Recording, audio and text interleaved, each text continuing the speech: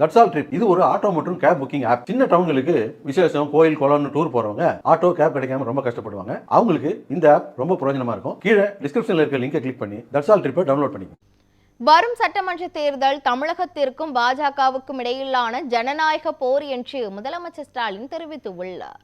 முன்னாள் முதலமைச்சர் ஓ பன்னீர்செல்வம் திமுகவில் இணைந்ததை வரவேற்று அவர் தனது எக்ஸ் பக்கத்தில் பதிவிட்டுள்ளார்.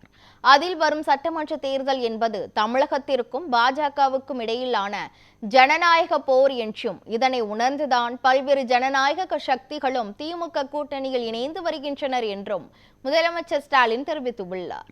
அன்பானவர், பண்பானவர், அடக்கமானவர் என்றும் ஓ பன்னீர்செல்வத்திற்கு முதலமைச்சர் பாராட்டு தெரிவித்துள்ளார்.